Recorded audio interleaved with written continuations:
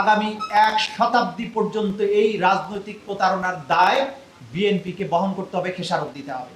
অনেক শহীদের হাতে তালুতে শরীরে নিজের নাম লেখা পাওয়া গিয়েছে, যে তারা জানতেন যে আমি শহীদ হতে পারি, আমাকে যাতে আইডেন্টিফাই করা যায় সেই জন্য নিজের শরীরে নিজের নামটা লিখে গিয়েছিলেন, আইডি কার্ডটা পকেটে নিয়ে গিয়েছিলেন।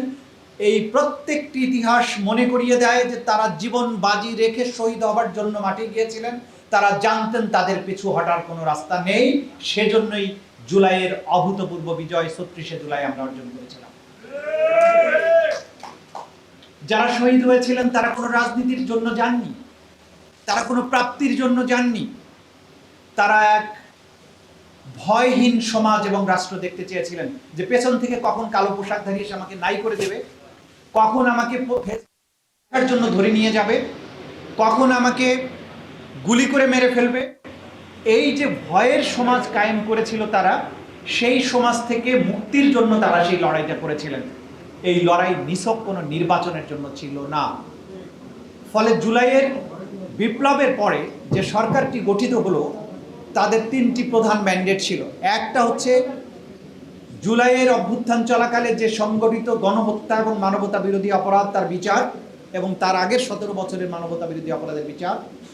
দ্বিতীয় ছিল পুরো রাষ্ট্র ব্যবস্থার একটা আমূল সংস্কার, এবং তৃতীয় ছিল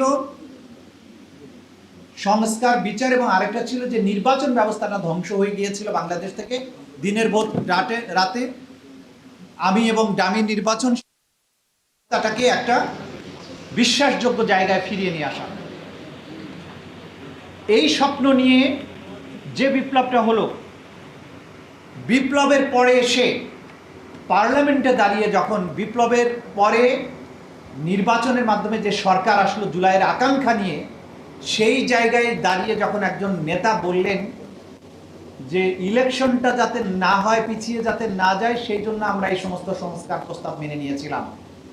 আমি মনে করি আগামী 1 শতাব্দী পর্যন্ত এই রাজনৈতিক প্রতারণার দায় বিএনপিকে বহন করতে হবে, খেসারত দিতে হবে।